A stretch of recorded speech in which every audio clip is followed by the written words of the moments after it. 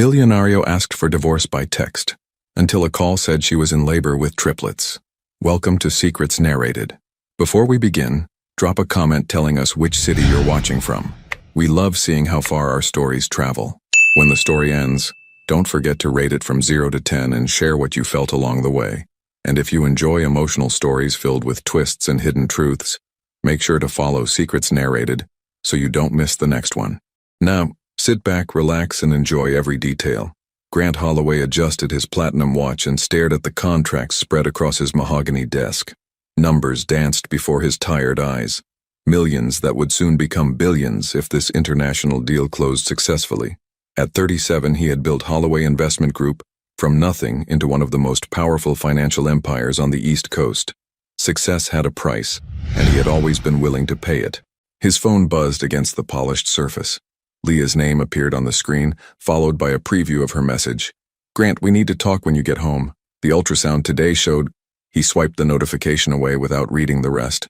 Whatever domestic issue awaited him at home would have to wait. The Tokyo merger demanded his complete attention, and in 2 days, he would be flying to Japan for what could be the most important 8 months of his career.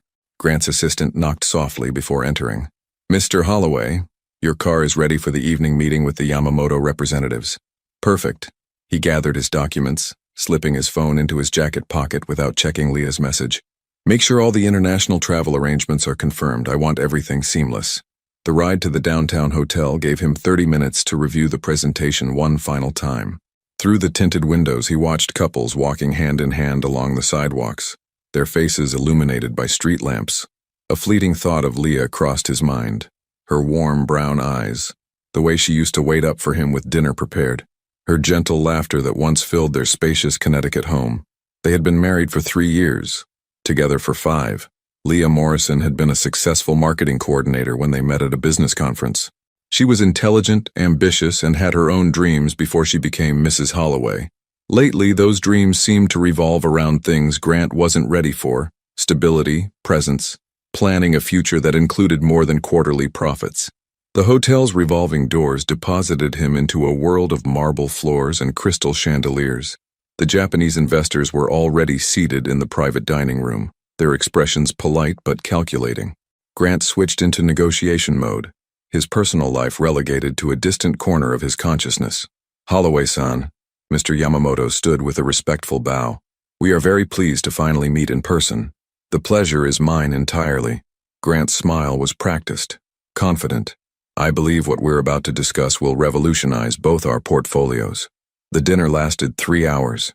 Contracts were reviewed, terms negotiated, and handshakes exchanged that would set Grant's trajectory for the next several months. As he walked back to his car, the autumn air sharp against his face, Grant felt the familiar rush of a successful deal. This was who he was, a man who turned opportunities into empires. His phone had been silent during dinner, which was unusual.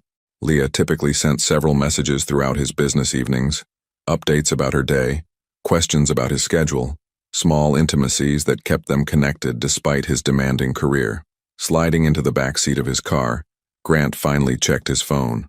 7 missed calls from Leah, 12 unread messages. His stomach tightened with irritation rather than concern. She knew how important tonight was. The messages began normally. "Grant, we need to talk when you get home. The ultrasound today showed..." But they quickly escalated. "Please call me back when you get a chance. Grant, this is important. I know you're busy, but I really need to talk to you tonight. The doctor said there are some things we need to discuss together." The final message was sent just 20 minutes ago. "I'm going to bed. I guess we'll talk tomorrow, or whenever you have time." Grant stared at the screen, recognizing the hurt beneath Leah's carefully controlled words. She had been increasingly emotional lately, more demanding of his time and attention. He understood that marriage required effort, but his career was at a crucial juncture. Every decision he made now would determine whether Holloway Investment Group remained successful or became legendary. Their house appeared ahead, warm light glowing from the windows of what had once felt like a sanctuary. Now it felt like another obligation, another place where someone needed something from him. Leah was already asleep when he entered their bedroom, her auburn hair spread across the pillow, one hand resting protectively over her stomach. The moonlight highlighted the gentle curve of her profile, reminding him of why he had fallen in love with her in the first place. She had been fierce and independent, never asking for more than he could give. Things had changed. He set his phone on the nightstand and noticed a manila folder on his side of the bed with a note attached. From today's appointment. We need to discuss this tomorrow, no matter what. L. Grant picked up the folder but didn't open it. Whatever was inside could wait until after his trip. Leah had always been understanding about his work demands. She would understand about this too. As he prepared for bed, Grant's mind was already in Tokyo, mapping out presentation strategies and calculating profit margins. The folder remained unopened on the nightstand, its contents a mystery that would have to wait for his return. What would you have done if the person you loved stopped hearing you completely? 2 weeks later, Grant stood in the marble lobby of the Mandarin Oriental in Tokyo. His reflection multiplied endlessly in the polished surfaces around him. The Yamamoto deal had exceeded every expectation. $3 billion in assets under management, with expansion opportunities that would establish Holloway Investment Group as a global powerhouse. His phone displayed 17 unread messages from Leah, accumulated over the past 5 days. Each notification had arrived while he was in crucial meetings, high-stakes dinners, or presentations that demanded his complete focus. The time difference made communication even more complicated. When he was free, she was sleeping, and when she was awake, he was closing deals that couldn't wait. Grant scrolled through the message previews without opening them. The doctor wants to see both of us. Grant, please call when you can. I had another appointment today, and each preview ended with an ellipsis, hiding information he told himself he would catch up on later. His assistant Jennifer had followed him to Tokyo to manage his packed schedule. She approached now with a tablet full of appointments.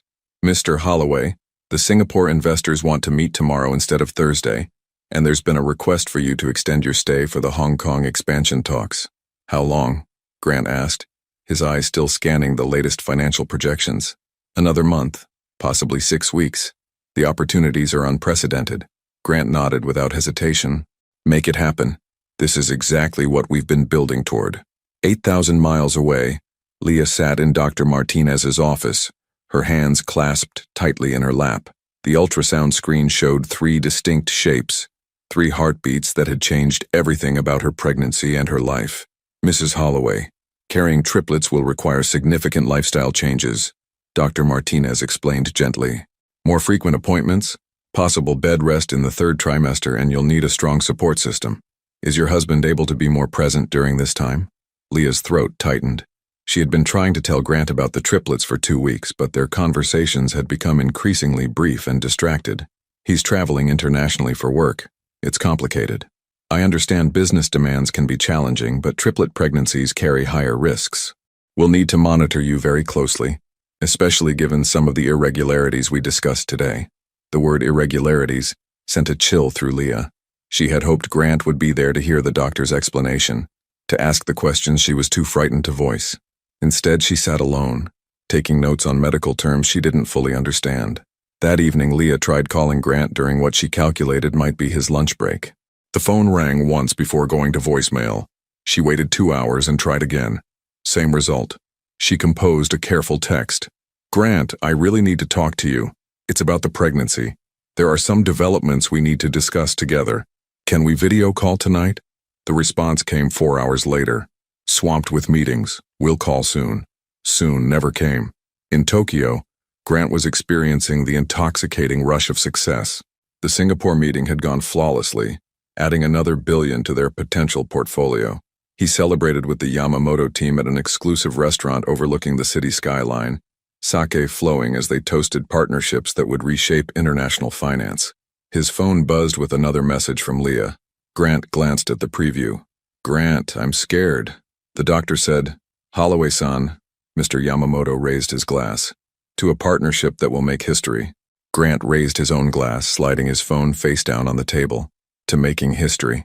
The celebration continued until nearly midnight Tokyo time. When Grant finally returned to his hotel suite, jet lag and alcohol made Leah's messages feel like distant obligations. He scrolled through them quickly, noting words like appointment, doctor, and scared, but the details blurred together. He started to type a response several times. Sorry, crazy schedule. We'll call tomorrow. Everything okay? Instead, he set the phone aside and opened his laptop. The Hong Kong expansion required his immediate attention, and success demanded sacrifices. Leah had always understood that about him. She had married a man driven by ambition, and that ambition was currently providing them with a lifestyle most people could only dream of. Meanwhile, Leah lay awake in their Connecticut home, her hand resting on her still flat stomach, where 3 lives were growing. The house felt enormous and empty around her, every creak and settling sound amplified by Grant's absence. She had tried calling her sister Emma, but how could she explain that her billionaire husband was too busy to learn he was about to become the father of triplets? How could she admit that she felt more alone now than she had before she was married? The manila folder from her doctor's appointment sat on Grant's nightstand, exactly where she had left it 3 weeks ago. Inside were ultrasound photos showing 3 tiny figures, medical reports outlining the increased risks of multiple births, and scheduling information for the more frequent appointments she would need. Grant had never opened it. At 3 a.m. Connecticut time, Leah sent one final message. "I know you're building something important. I just hope you remember that we're building something important too." Grant read it the next morning while reviewing contracts over coffee and croissants. The message struck him as unnecessarily dramatic, but he was already running late for a breakfast meeting that could secure their expansion into European markets. He typed back, "Of course, we'll talk soon. Love you." Then he closed his phone and walked into a conference room where millions of dollars were waiting to be negotiated, leaving Leah's world thousands of miles and several time zones behind. 6 weeks into his extended trip, Grant had become a ghost in his own marriage. Hong Kong's glittering skyline stretched before him as he stood in his penthouse suite, reviewing acquisition documents that would triple Holloway Investment Group's Asian presence. The deal was so massive, it required his personal oversight for every detail, a responsibility that had extended his trip indefinitely. His phone showed 43 unread messages from Leah, spanning 3 weeks. The previews had grown increasingly urgent. "Grant, please. The doctor says I'm having complications. Where are you?" Each time he started to open them, another crisis demanded his attention. A merger in Singapore, regulatory issues in Shanghai, investor meetings that couldn't be postponed. Grant told himself he would call Leah after the dust settled, when he could give her his full attention. That moment never seemed to arrive. Jennifer knocked on his suite door with their morning schedule. "Mr. Holloway, the Beijing team wants to accelerate the timeline. They're offering an additional $2 billion if we can close by month's end." "What does that require from us?" Grant asked, pulling on his charcoal suit jacket. "Your presence in Beijing for the next 3 weeks, minimum, and they want exclusivity on your time. No distractions." Grant glanced at his phone one more time. Leah's latest message was time-stamped 2 a.m. Connecticut time. "Grant, I don't know how to reach you anymore." He turned the phone face down. "Book it. This could set us up for the next decade." Meanwhile, Leah sat in an emergency room in Hartford, her sister Emma holding her hand as they waited for test results. The cramping had started that morning, along with spotting that sent her into a panic. At 14 weeks pregnant with triplets, any bleeding was cause for immediate concern. "Mrs. Holloway," Dr. Martinez appeared with a clipboard and a carefully neutral expression. "The good news is all 3 heartbeats are strong. However, your blood pressure is elevated, and we're seeing signs of early pregnancy complications that we discussed could develop with multiples." Emma squeezed Leah's hand. "What does that mean exactly?" "It means complete bed rest for the next 2 weeks. Frequent monitoring, and honestly, Mrs. Holloway needs to minimize stress.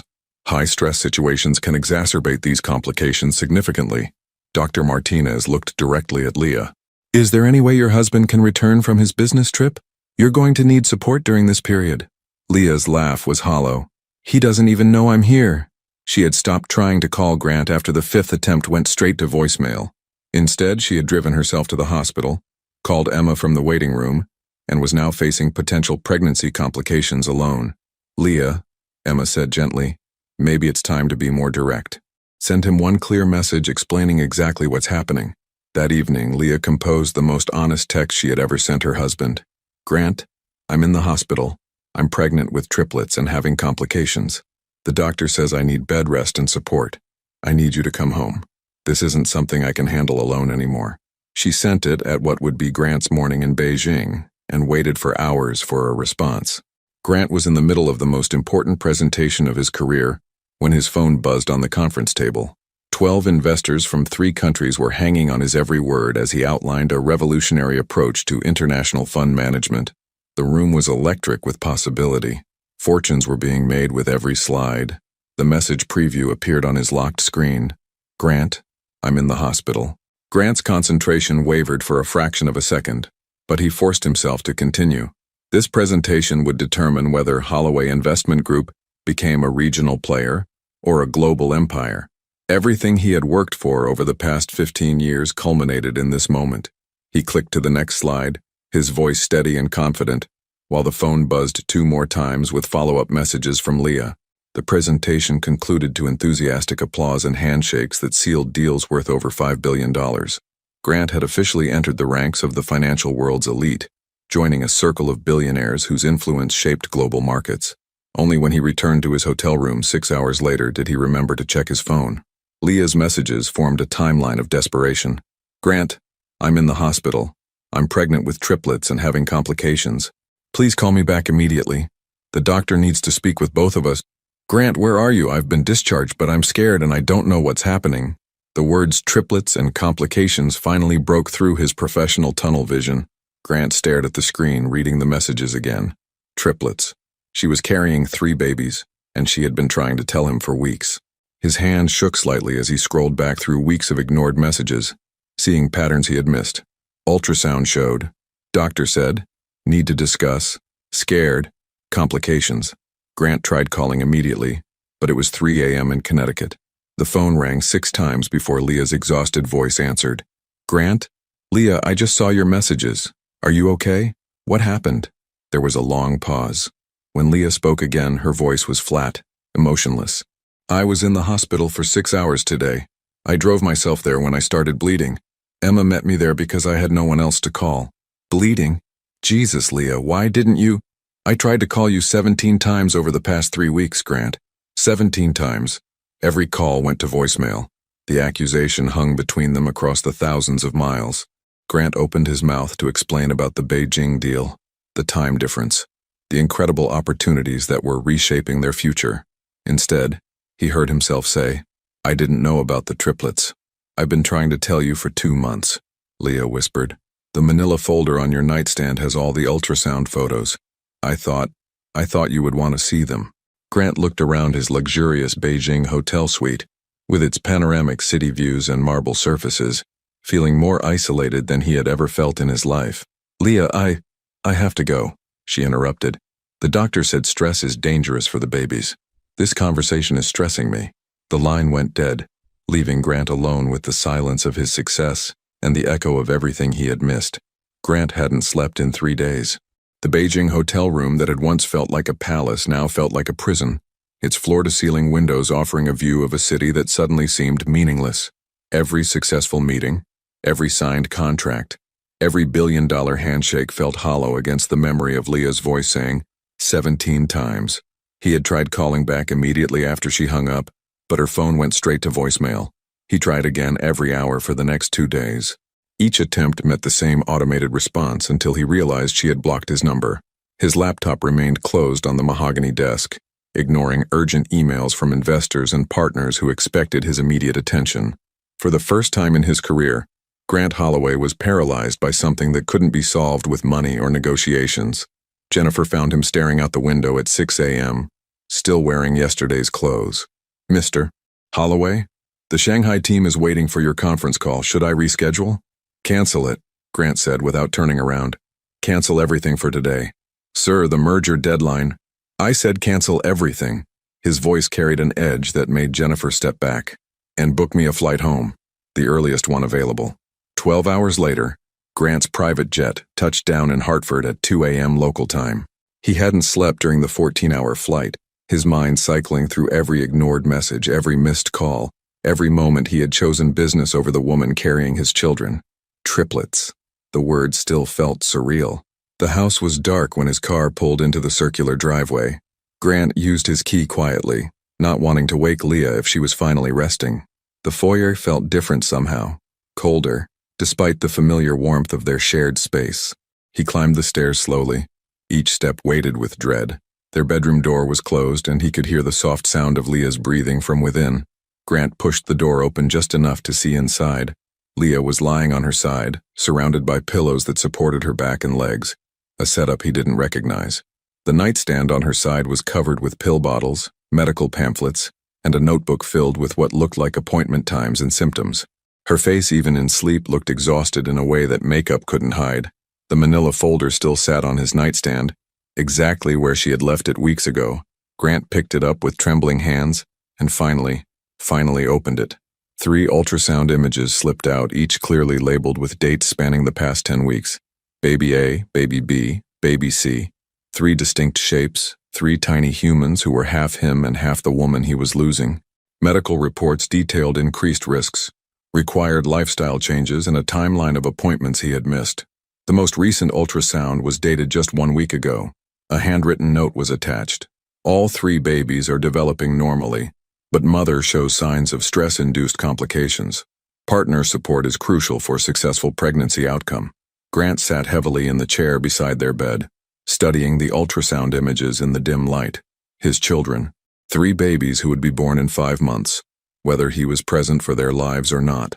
Leah stirred and opened her eyes, finding him sitting there in his wrinkled business suit, the medical folder open in his lap. For a moment, neither spoke. "You came back," she said finally, her voice carefully neutral. "I should never have left." Grant leaned forward, the ultrasound photos still in his hands. "Leah, I'm so sorry.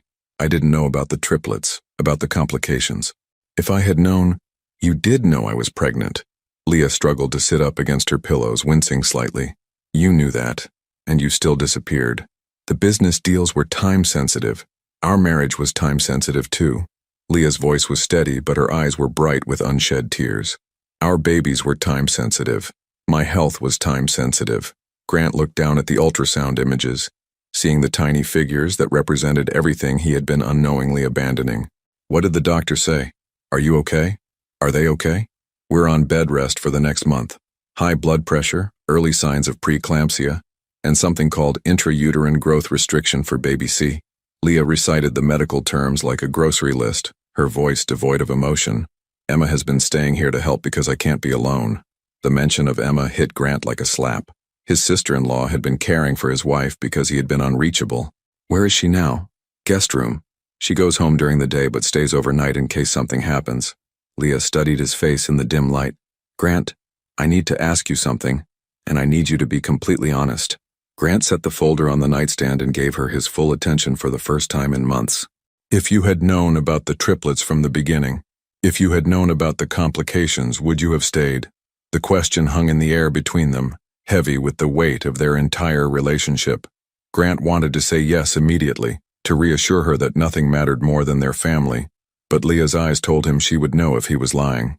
"I don't know," he admitted finally, "and that's what terrifies me." Leah closed her eyes and leaned back against her pillows. "Thank you for being honest." They sat in silence for several minutes, the space between them feeling like an ocean, despite the fact that Grant could reach out and touch her hand if he chose to. "The doctor wants to see both of us tomorrow," Leah said eventually. "There are some decisions we need to make about the rest of the pregnancy." Grant nodded, studying her profile in the moonlight. "What kind of decisions?" "About whether I'll need to be hospitalized for monitoring. About what happens if the complications get worse. About—" She paused, her voice catching slightly. "About what happens if we have to choose between my safety and theirs." The words hit Grant like a physical blow. The possibility of losing Leah, of losing the babies, of losing everything that mattered because he had been chasing everything that didn't. It was more than his mind could process. "That won't happen," he said firmly. "Whatever we need to do, whatever it costs, whatever I need to sacrifice, you can't sacrifice what you've already given away, Grant." Leah opened her eyes and looked directly at him. "The question now is whether there's anything left to save." The doctor's appointment felt like a tribunal. Grant sat beside Leah in Dr. Martinez's office, his presence feeling both essential and unwelcome. 3 weeks had passed since his return, and while he had attended every medical appointment and hired a full-time nurse for home care, the emotional distance between them had only grown wider. "Mrs. Holloway, your blood pressure readings are concerning," Dr. Martinez said, reviewing the chart. "Despite bed rest and medication, we're seeing continued elevation, and baby C is still measuring small for gestational age." Grant leaned forward. "What does that mean for the pregnancy?" "Doctor." Martinez glanced between them, clearly sensing the tension. "It means we need to consider hospitalization for closer monitoring. At 20 weeks, we're approaching viability, but we want to get you as far along as possible." Leah's hand instinctively moved to her rounded belly, where the triplets were becoming more active each day. How long would I need to stay? Potentially until delivery. We're looking at 12 to 16 weeks of hospital bed rest. The room fell silent. Grant processed the timeline. 4 months of his wife in the hospital, carrying their children under constant medical supervision, while he figured out how to piece together a marriage he had systematically destroyed. Whatever she needs, Grant said immediately. The best room, private nurses, anything. Dr. Martinez nodded. There's one more thing we need to discuss. Given the complications and Mrs. Holloway's stress levels, we've seen cases where emotional support significantly impacts pregnancy outcomes. Have you considered counseling? Leah's laugh was bitter. We'd need to be speaking to each other for counseling to work. Grant felt the words like a physical blow. They had been living in the same house for 3 weeks, but Leah had built walls that money and apologies couldn't breach. She was polite, cooperative with medical decisions, and completely unreachable emotionally. I think, Leah said carefully, we should focus on keeping the babies healthy. Everything else can wait. That evening, Grant found Leah in their bedroom, packing a hospital bag with the methodical precision of someone preparing for war. Emma sat beside her, folding tiny baby clothes they had ordered online, their first purchases for the triplets. The hospital room has been arranged, Grant said from the doorway. Private suite, view of the gardens, space for family to stay overnight. Leah didn't look up from her packing. Thank you. Emma excused herself, sensing the tension. Grant stepped into the room, watching his wife fold maternity clothes with the same efficiency she once brought to her marketing career, the career she had put on hold when they married, planning to return after they settled down. Leah, we need to talk about what happens after the babies are born. Do we? She held up 2 identical nightgowns, choosing one. I think we've said everything we need to say. No, we haven't. Grant sat on the edge of the bed, careful not to disturb her organized piles. I know I failed you. I know I can't take back the months I was gone, the calls I didn't answer, the times you needed me and I wasn't there. Leah finally looked at him, her eyes reflecting a weariness that went deeper than pregnancy fatigue. Grant, do you know what the worst part was? It wasn't that you were busy. It wasn't even that you ignored my calls. She set down the nightgown and faced him fully. The worst part was realizing that I had become something you managed rather than someone you loved. I was another item on your to-do list, something to handle later when it was more convenient. Grant opened his mouth to protest, but she continued. When I was sitting in that emergency room, bleeding and terrified that I might lose our babies, I didn't call you first. I called Emma, because I knew she would answer. I knew she would drop everything and come. I knew she wouldn't make me feel like an interruption. The truth of her words settled between them like a verdict. Grant had trained his own wife not to depend on him, not to expect him to be present for the moments that mattered most. I can change, he said. I have changed. I turned down the European expansion. I've restructured my entire schedule. After the damage was done, Leah interrupted softly. Grant, you made those changes because you got scared, not because you realized I mattered. There's a difference. She resumed packing, her movements deliberate and final. I'm going to the hospital tomorrow. I'm going to spend the next 4 months focused on keeping our children safe and healthy. After they're born, after I recover, we can discuss what comes next. What does that mean? Leah folded a robe and placed it carefully in her suitcase. It means I'm not making any decisions about our marriage while I'm carrying your children and dependent on your insurance. It means we both have 4 months to figure out who we really are and what we really want. Grant felt panic rising in his chest. Leah, I know what I want. I want our family. I want to fix this. 4 months, Grant. She closed the suitcase with a soft click. 4 months to prove that you want us more than you want to win. The next morning, Grant drove Leah to Hartford Hospital in silence. Her overnight bag sat in the back seat next to a small photo album Emma had made, pictures of their relationship from the beginning, when Grant used to surprise Leah with weekend trips and handwritten notes, when she used to wait up for him no matter how late his meetings ran. The maternity ward was quieter than Grant had expected. Private room 314 was spacious and comfortable, with windows overlooking a garden and enough space for a small sofa where family could stay overnight. Grant watched Leah settle into the hospital bed, already looking more relaxed than she had in weeks. Dr. Martinez stopped by with the nursing team to review the monitoring schedule. We'll check on you 3 times daily, ultrasounds twice a week, and immediate intervention if anything changes. The goal is to get you to at least 32 weeks, ideally 36. After the medical team left, Grant and Leah sat in awkward silence. The hospital room felt like a metaphor for their relationship. Everything necessary for survival, nothing resembling a home. "I should go," Grant said finally. "Let you rest." Leah nodded from her hospital bed, looking small and isolated despite the comfortable surroundings. "Grant, thank you for taking care of everything. The insurance, the room, the doctors. I know you're trying." He paused at the door, wanting to say something that would bridge the distance between them, but finding no words adequate for the damage he had caused. "I'll be back tomorrow," he said instead. As Grant walked down the hospital corridor, he passed other couples in various stages of pregnancy journeys. Some looked tired but connected, hands intertwined as they navigated challenges together. Others argued in low voices about practical concerns while maintaining physical closeness. He and Leah looked like strangers who happened to share the same medical crisis. 4 months stretched ahead of him, 4 months to prove he could be the man she needed, the father their children deserved, and the husband she had married before ambition convinced him that love could wait for a more convenient time. 2 months into Leah's hospitalization, Grant had developed a routine that would have been unrecognizable to his former self. Every morning at 7 a.m., he arrived at Hartford Hospital with fresh coffee from Leah's favorite downtown cafe and whatever book she had mentioned wanting to read. He stayed for 3 hours, worked from the hospital's business center during lunch, returned for evening visiting hours, and went home to an empty house that felt like a museum of their failed marriage. The transformation hadn't happened overnight.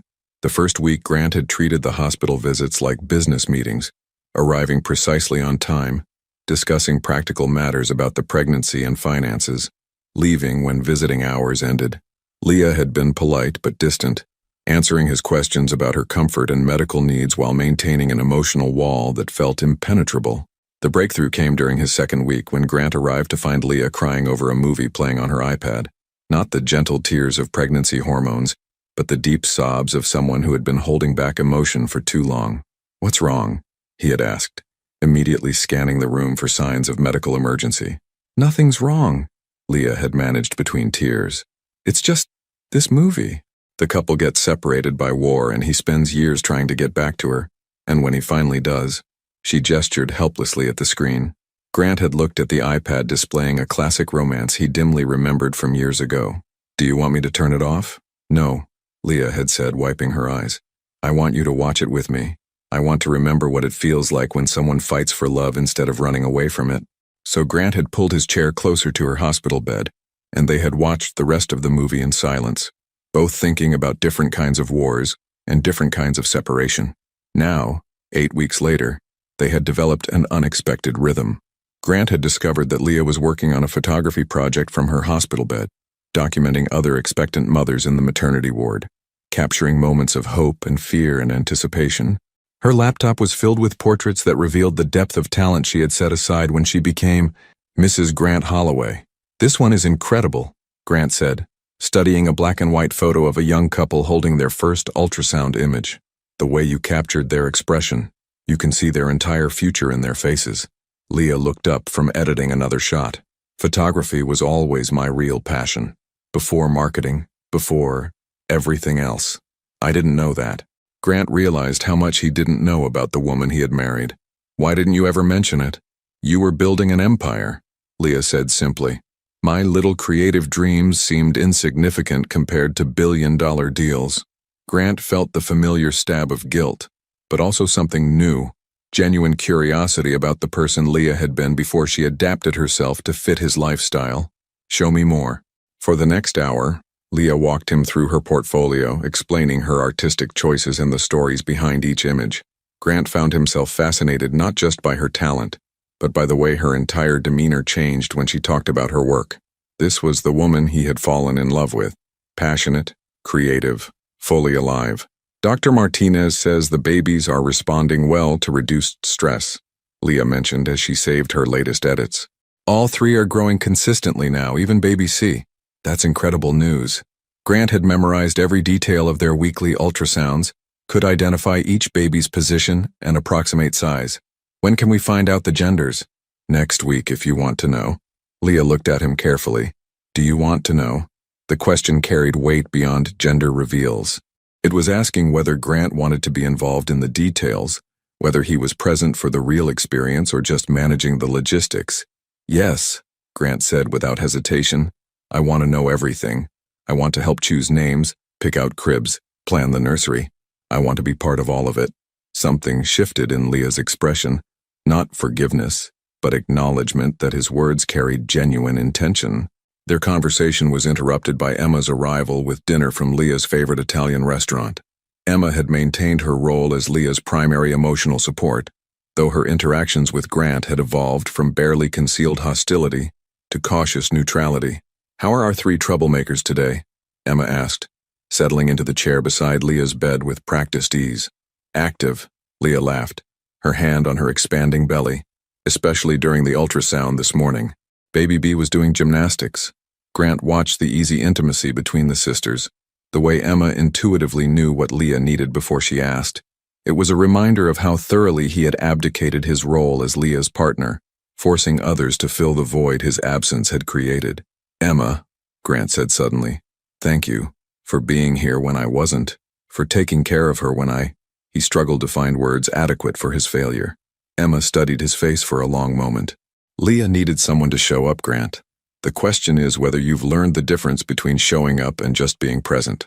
After Emma left, Grant and Leah sat in comfortable silence as twilight settled outside the hospital windows.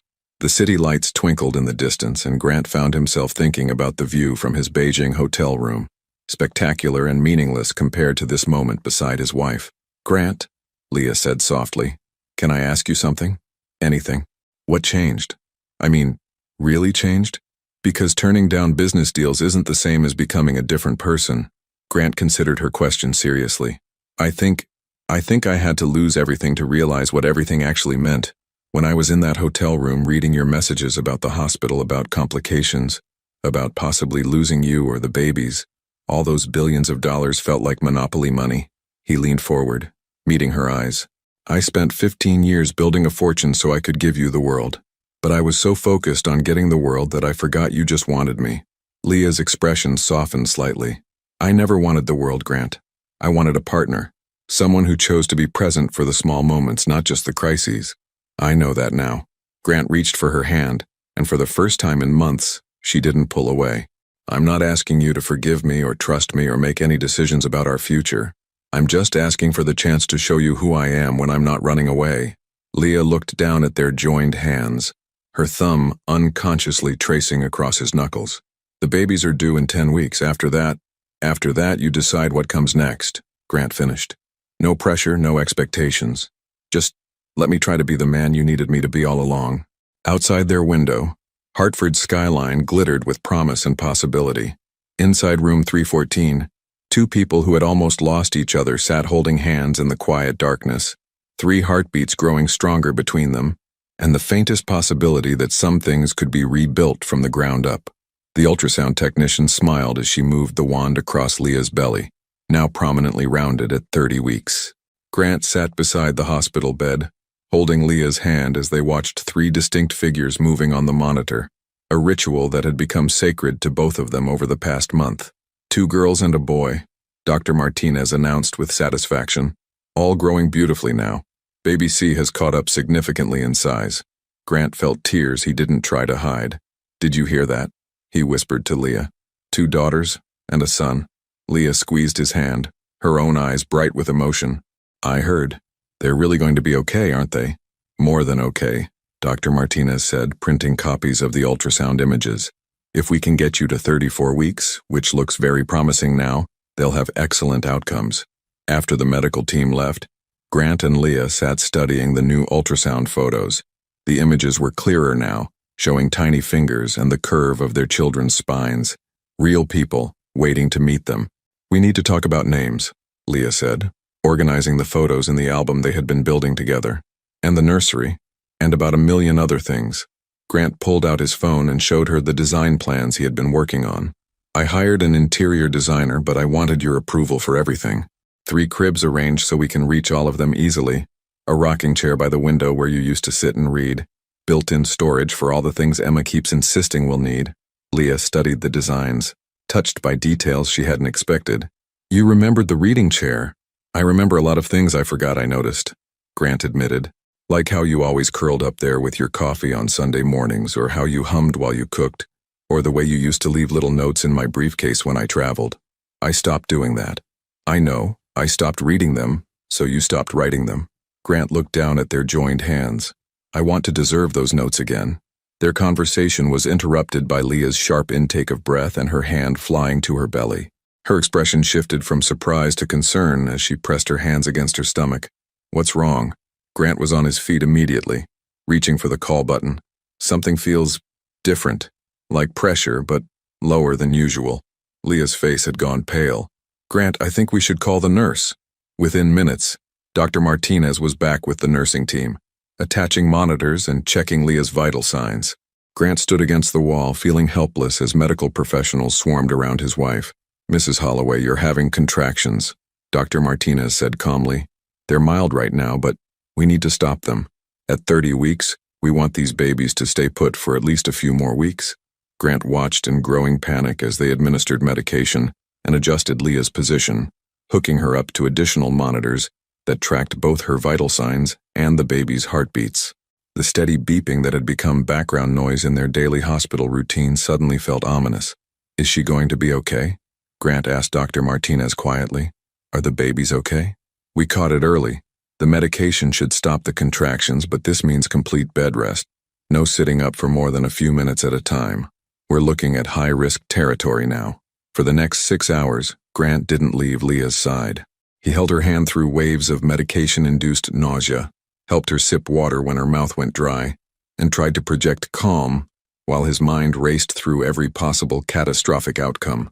Grant, Leah said weakly around midnight, when the contractions had finally stopped and her vital signs had stabilized. I'm scared. It was the first time she had admitted vulnerability to him since his return, and Grant felt the weight of her trust like a physical thing. I'm scared too, but you're the strongest person I know and they have the best doctors here. We're going to get through this. Leah studied his face in the dim light of the monitors.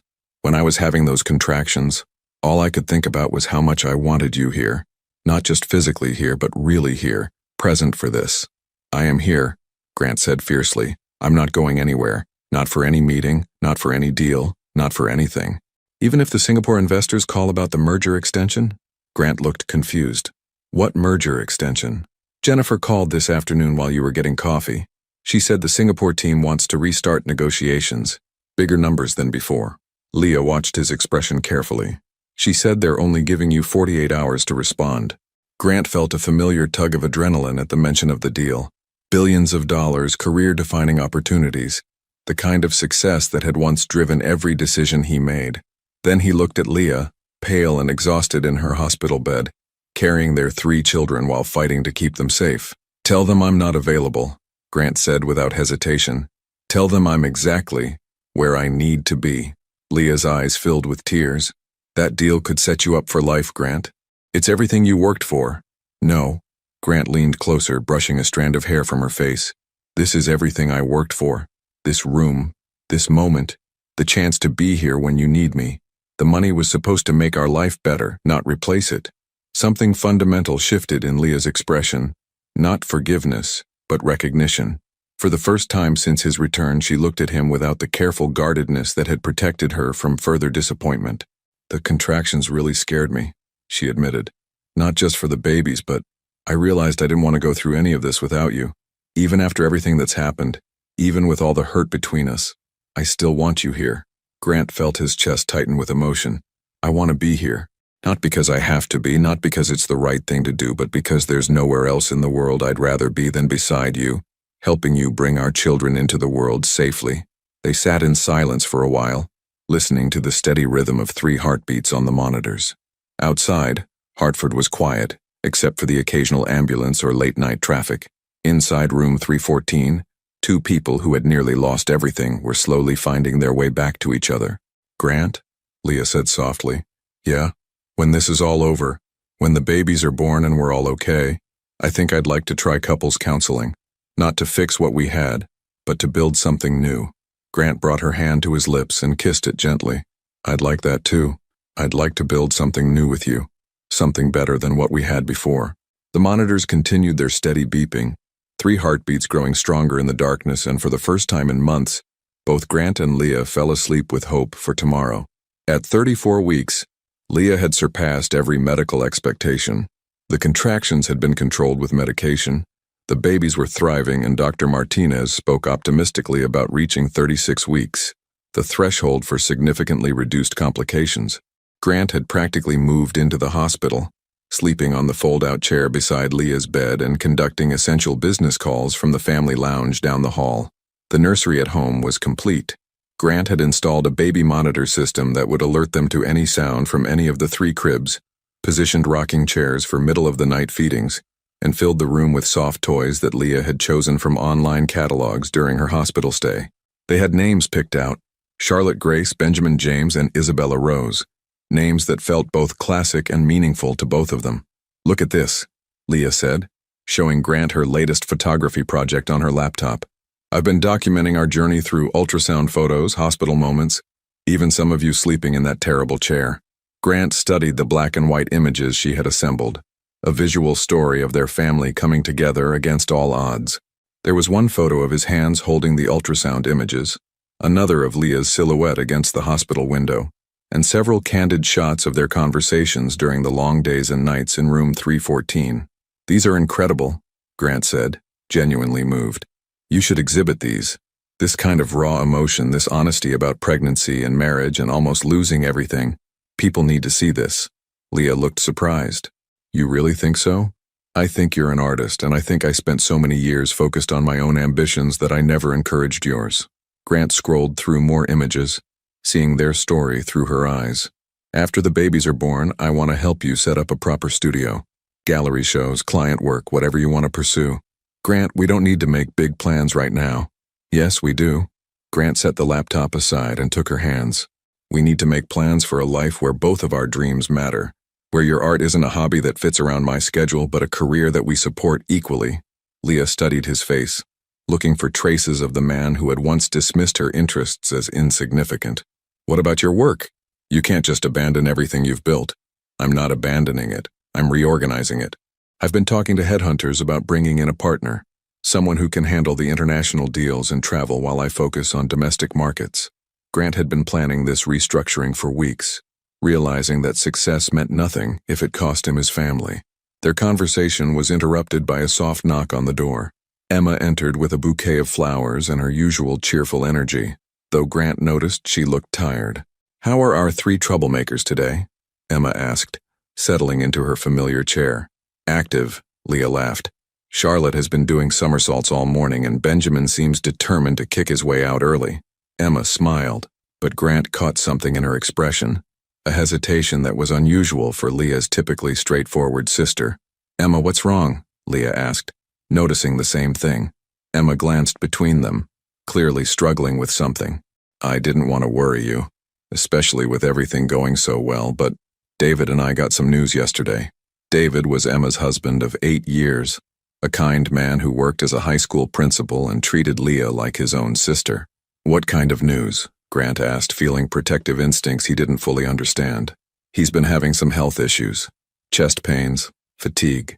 We thought it was stress from work, but the cardiologist found some blockages. He needs bypass surgery probably within the next few weeks." Leah gasped, her hand moving instinctively to her belly. "Emma, why didn't you tell me sooner?" "Because you're carrying 3 babies and dealing with enough stress already. But I wanted you to know because, well, I might not be as available after the babies are born. David's recovery is going to be pretty intensive." Grant watched the conversation unfold, seeing how Emma's news affected Leah. Emma had been her constant support through the pregnancy, the person Leah depended on when Grant had been absent. Now that support system was threatened just as they approached the most crucial weeks. "What can we do?" Grant asked immediately. "Best cardiologist, private room, whatever he needs." Emma looked surprised by his offer. "Grant, you don't need to." "Yes, I do." Grant's voice was firm. "David is family. You both are. And you've been taking care of Leah when I should have been. Let me take care of this." Leah reached for Emma's hand, tears in her eyes. "We'll figure it out. Grant's right. We'll make sure David gets the best care, and we'll manage with the babies." "Actually," Grant said slowly, an idea forming, "I have a different proposal. What if, after the babies are born, you and David stayed with us for a few months? Our house has plenty of room. We'll need help with 3 newborns anyway. and it would let David recover in a comfortable environment while you're still close to support Leah. Both women stared at him in surprise. The old Grant would never have suggested extended house guests, especially during such a chaotic time. Grant, that's incredibly generous, but 3 newborns and a cardiac recovery patient? Emma shook her head. That's too much for anyone to handle. No, Leah said quietly. It's not. It's what families do. They support each other through the hard times.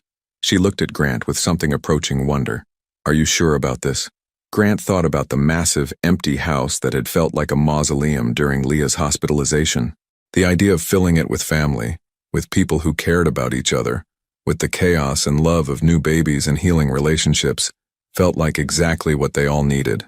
I'm sure we'll hire additional help for the medical care David needs, but I want you both there. I want our children to grow up knowing what it means to take care of family.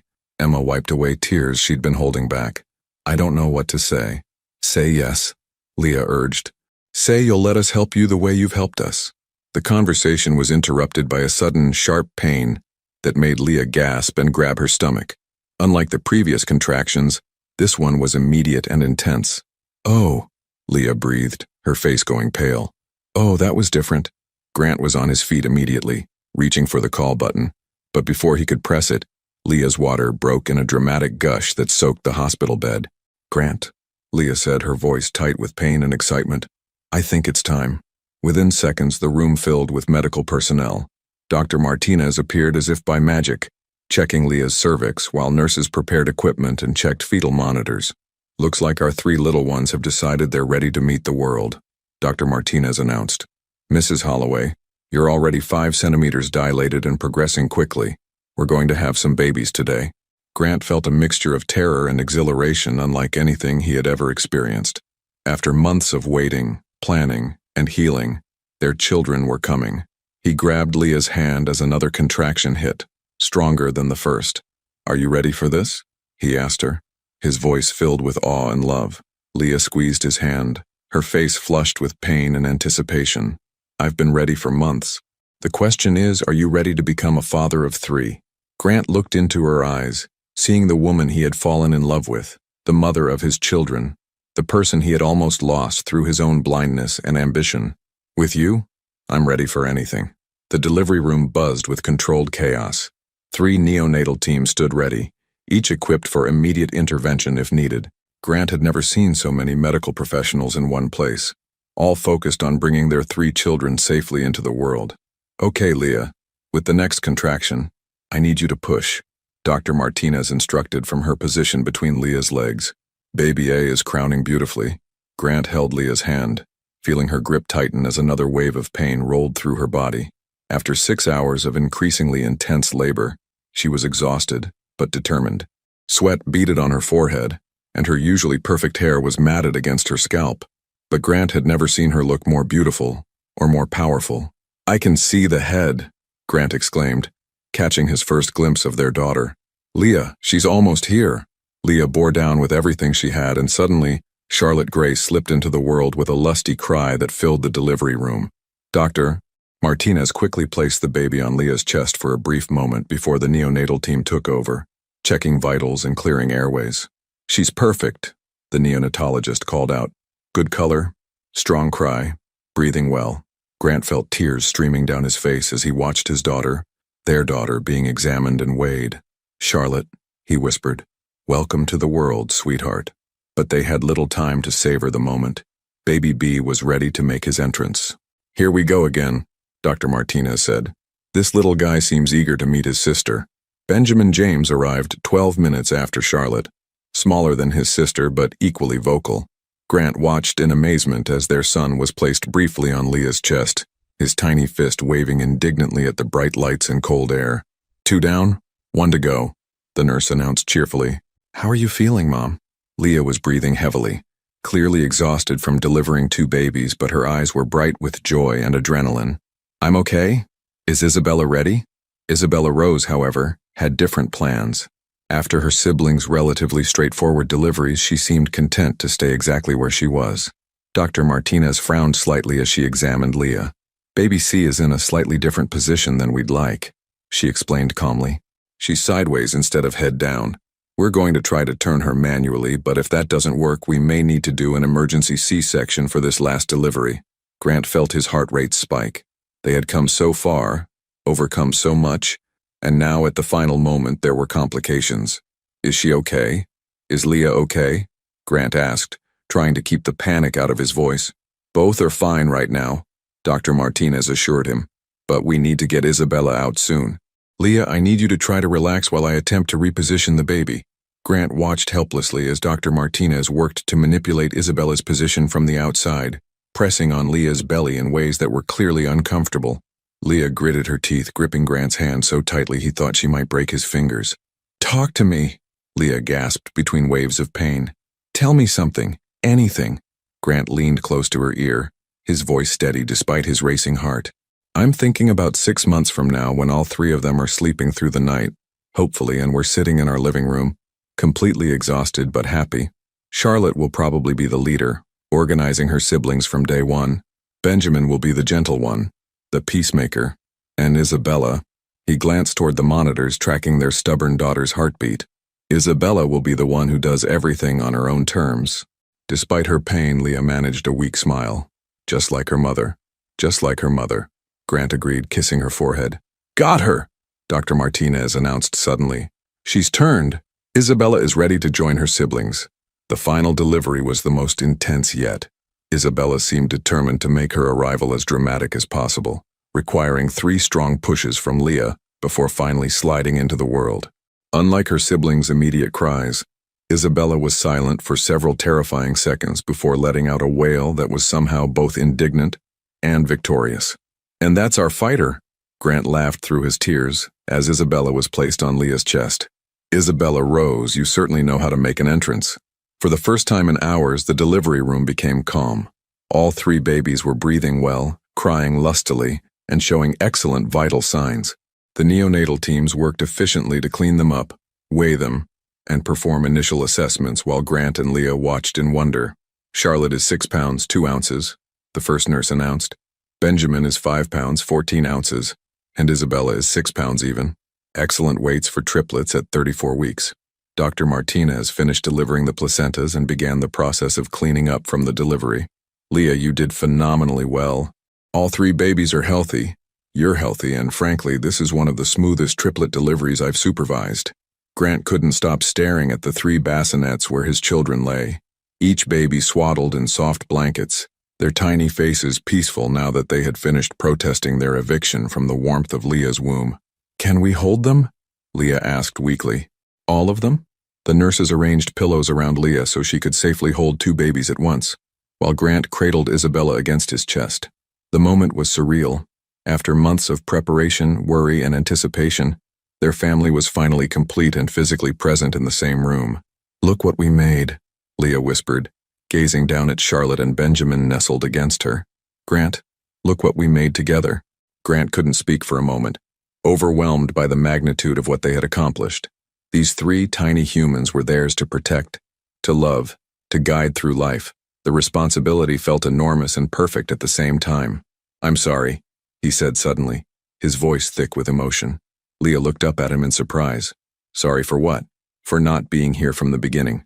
For missing so much of the pregnancy, for making you go through the fear and complications alone, for almost losing this. Grant gestured to encompass their little family. For almost losing us. Leah studied his face, seeing the depth of his regret and genuine transformation. Grant, you're here now. You've been here when it mattered most. That's what I'm going to remember. Isabella stirred in Grant's arms, her tiny hand escaping from the swaddling to wave freely. Without thinking, Grant offered her his finger, and she grasped it with surprising strength. Hello, Isabella, he whispered. I'm your daddy, and I promise you I'm not going anywhere ever again. As if responding to his voice, Isabella's eyes opened briefly, revealing the dark blue of newborns that would eventually settle into their permanent color. In that moment, Grant felt something shift inside him permanently, a reordering of priorities so fundamental that his old self seemed like a stranger. Dr. Martinez, Leah called softly, when can we take them home? If they continue to thrive like this, probably in about a week. We want to make sure their feeding is established and they're gaining weight consistently. Dr. Martinez smiled at the scene of new parents completely absorbed in their children. Take some time to rest now. The next few months are going to be an adventure. As the medical teams finished their work and left the family alone, Grant and Leah sat in comfortable silence, each holding their children and processing the magnitude of what had just occurred. We did it, Leah said finally. We actually did it. Grant looked at his wife, exhausted, beautiful, and stronger than he had ever imagined possible, holding 2 of their 3 children while he cradled the third. No, he said softly. You did it. You carried them.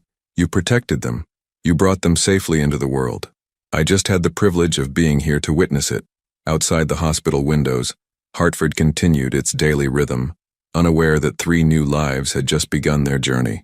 Inside the recovery room, a family that had nearly been destroyed by ambition and absence had been reborn through love, forgiveness, and the simple miracle of being present for the moments that mattered most. 6 weeks later, Grant sat in his home office at 3 a.m., holding Benjamin while Charlotte and Isabella slept peacefully in their bassinets nearby. The house that had once felt like a monument to his success now pulsed with the chaotic rhythm of new life, baby cries, feeding schedules, and the constant background hum of love and exhaustion. Leah was finally getting a solid stretch of sleep after a particularly difficult night, when all 3 babies had seemed determined to take turns fussing. Emma and David were settling into the guest wing nicely. David's recovery from bypass surgery was progressing well, and Emma's help with the babies had been invaluable. Grant's laptop sat open on his desk, showing emails from business partners around the world. The Singapore deal had indeed fallen through when he declined to participate, but surprisingly, Grant felt no regret. In its place, smaller domestic deals had materialized, profitable opportunities that didn't require months away from home. Benjamin stirred in his arms, making the soft snuffling sounds that usually preceded either contentment or a demand for food. Grant checked his watch and realized it was almost feeding time anyway. What do you think, buddy? Grant whispered to his son. Should we let Mommy sleep a little longer? He had become unexpectedly competent at bottle preparation, diaper changes, and the delicate art of burping babies without waking their siblings. Fatherhood had turned out to be nothing like he had imagined, more exhausting but also more fulfilling than any business achievement. As he prepared Benjamin's bottle in the kitchen, Grant's phone buzzed with a text message. Without thinking, he glanced at the screen and felt his blood freeze. The message was from his old assistant Jennifer, sent to what must have been an entire contact list. Cleaning out digital files and found some unsent drafts. Thought you might want to see this before I delete everything.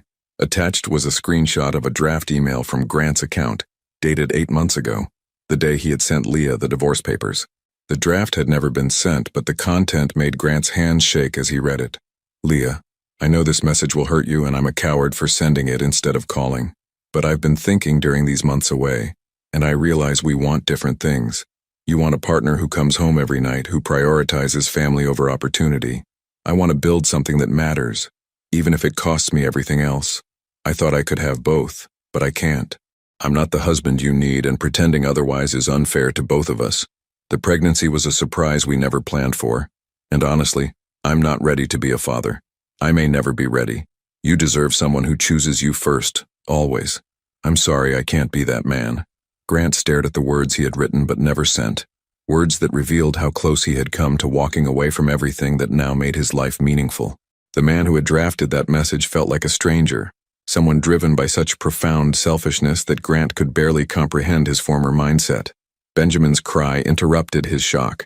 Grant quickly finished preparing the bottle and returned to his son, settling into the rocking chair that had become his favorite piece of furniture in the entire house.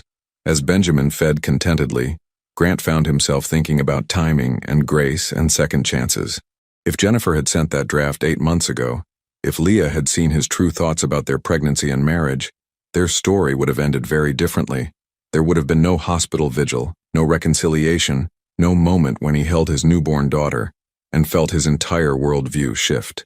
You saved me, Grant whispered to Benjamin, whose dark eyes were fixed on his father's face with the intense concentration babies brought to feeding time. All of you saved me from becoming someone I wouldn't have been able to live with. Footsteps on the stairs announced Leah's approach. She appeared in the doorway wearing the soft robe Grant had bought her for the hospital, her hair mussed from sleep, but her face peaceful in a way that had become familiar again over the past few weeks. How long has he been up? She asked softly, settling into the chair beside Grant. About 20 minutes. I thought I'd let you sleep through this feeding. Grant shifted Benjamin to his shoulder for burping, the movement now automatic after weeks of practice. Leah studied Grant's face in the dim light from the hallway. You look like you've seen a ghost. Everything okay? Grant hesitated, then showed her his phone with Jennifer's message and the attached draft. This is what I almost sent you instead of the divorce papers. Jennifer found it in my drafts folder. Leah read the message slowly, her expression unreadable. Grant watched her process words that revealed just how close he had come to abandoning their marriage and their unborn children.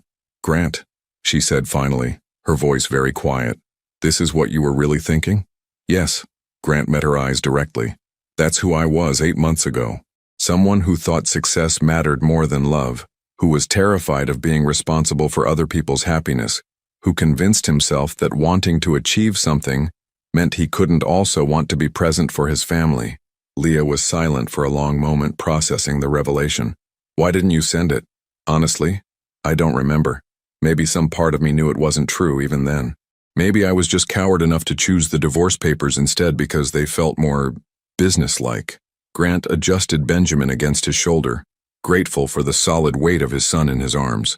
I'm glad I didn't send it, but I'm also glad you're seeing it now. I want you to know exactly how far I've come. Leah reached over and took the phone from Grant, reading the draft message again. The man who wrote this. He's not the man who's been feeding our son at 3 a.m. for the past 6 weeks. No, he's not. Grant looked around their living room, taking in the baby swings, the burp cloths draped over every surface, the photo albums Leah had been creating to document their children's first weeks of life. That man thought love was something that happened when it was convenient. This man knows love is something you choose every day, especially when it's inconvenient. Benjamin had fallen back to sleep against Grant's shoulder, completely trusting and content.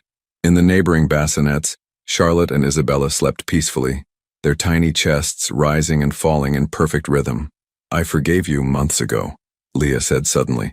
But reading this, I think I needed to see how much you've actually changed. Not just in your actions, but in your understanding of what matters. Grant felt tears he didn't try to hide. Do you know what the strangest part is?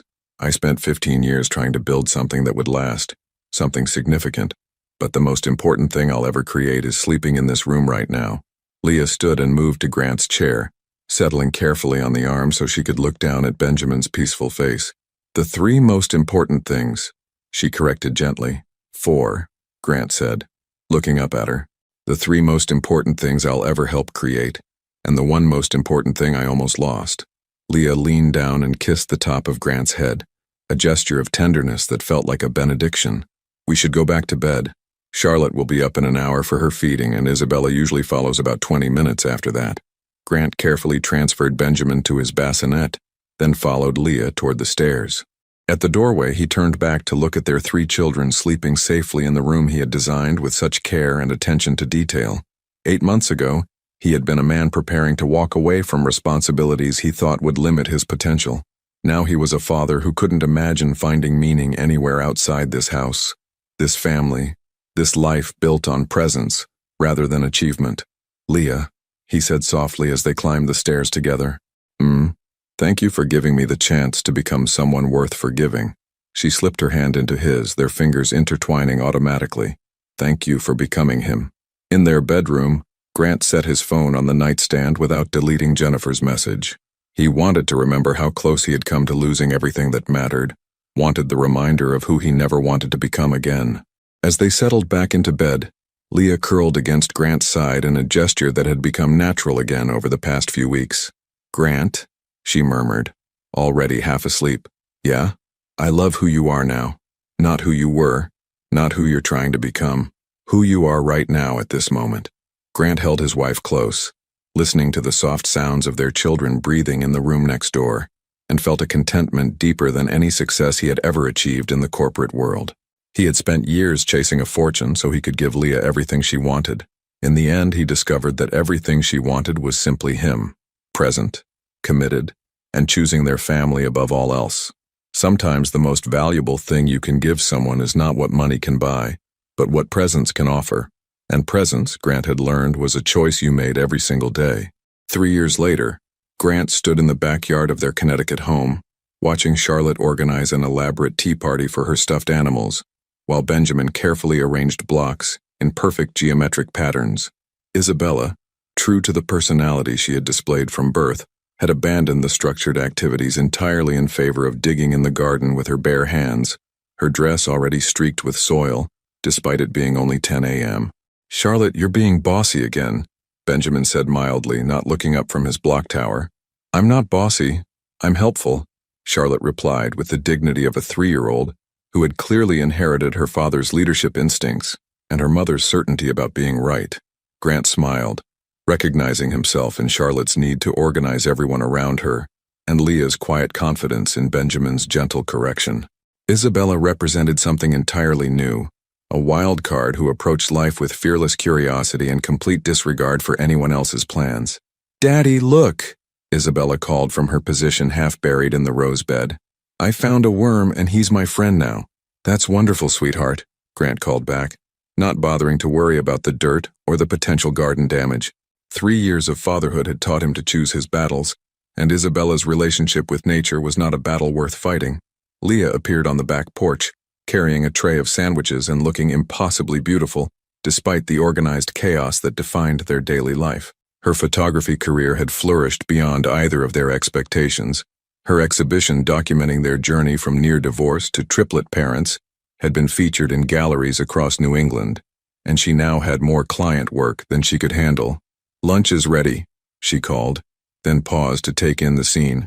Charlotte's elaborate tea party setup, Benjamin's architectural achievement with his blocks, and Isabella emerging from the garden like a small, happy earth spirit.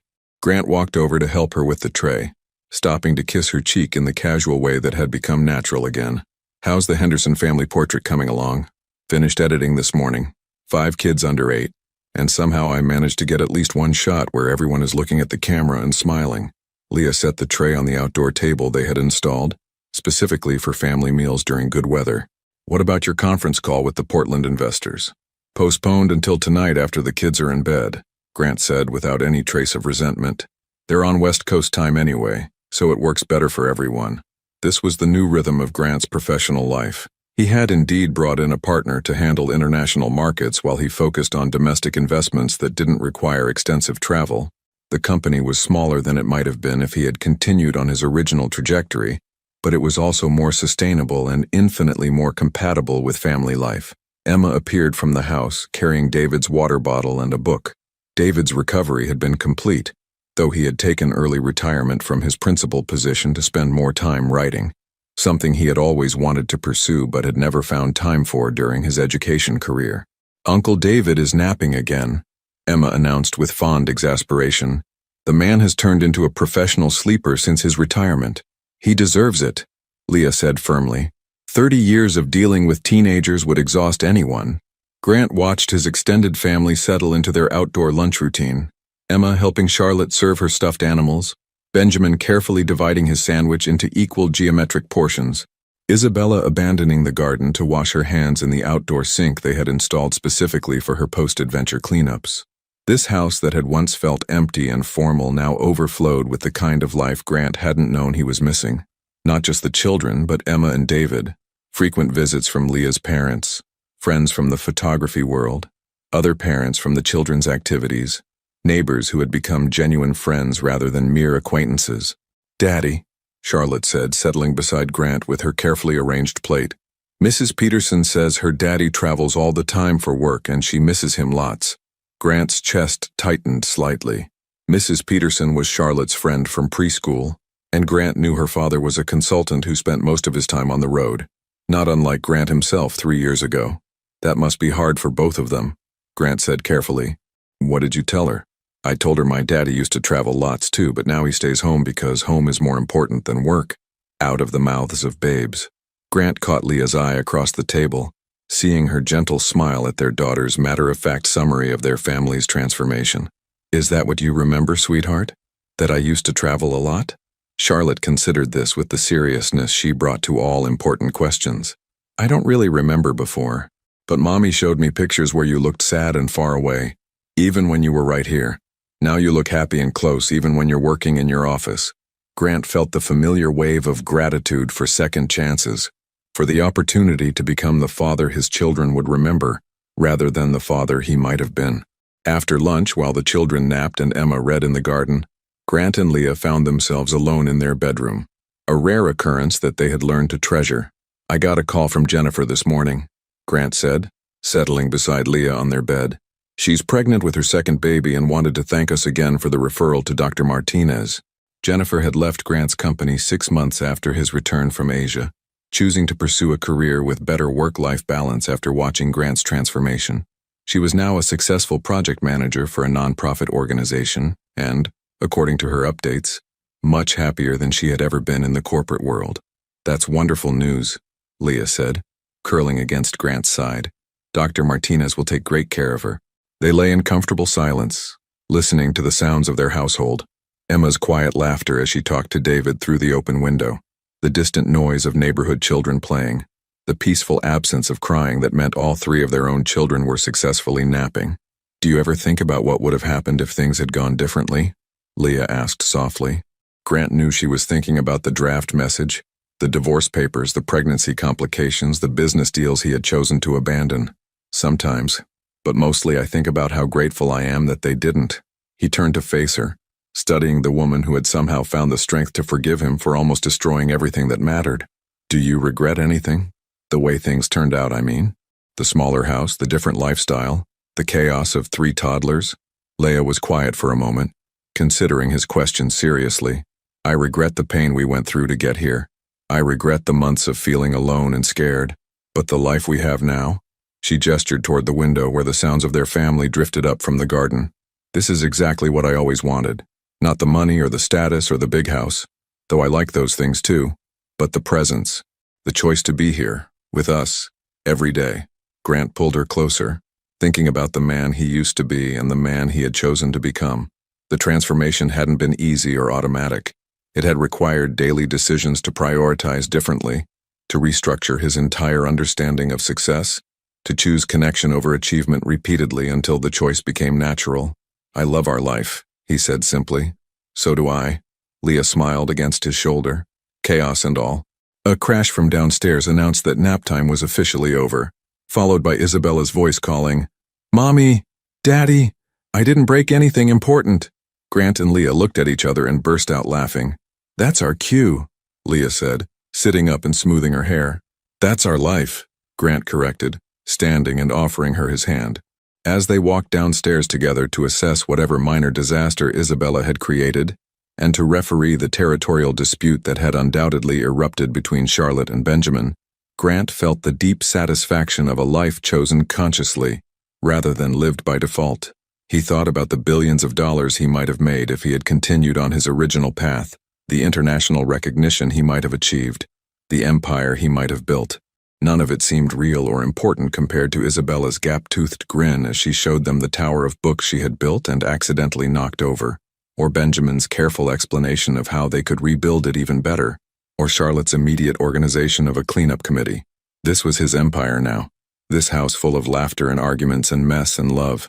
This family that depended on him not for financial support, though that mattered too, but for presence, for consistency, for the simple act of choosing them every day over every other opportunity the world offered. The man who had sent divorce papers by email would never have understood that this was success. The man who held Isabella while Charlotte supervised Benjamin's book tower reconstruction understood that this was everything. Some people chase fortune and find emptiness. Others lose everything and discover what actually matters. Grant had been fortunate enough to nearly lose everything and still have the chance to choose what mattered most.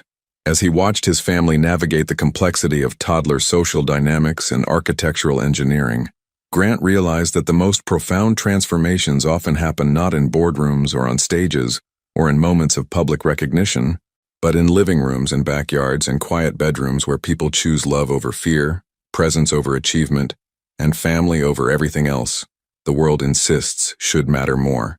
Looking at Leah as she documented their afternoon chaos with her camera, capturing the authentic joy and frustration and pure life that defined their daily existence, Grant understood that he had finally built something that would last.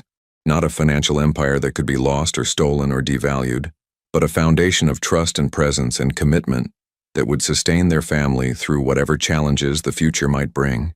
When someone offers you the world, the question isn't whether you deserve it, but whether you understand what you'd be giving up to get it.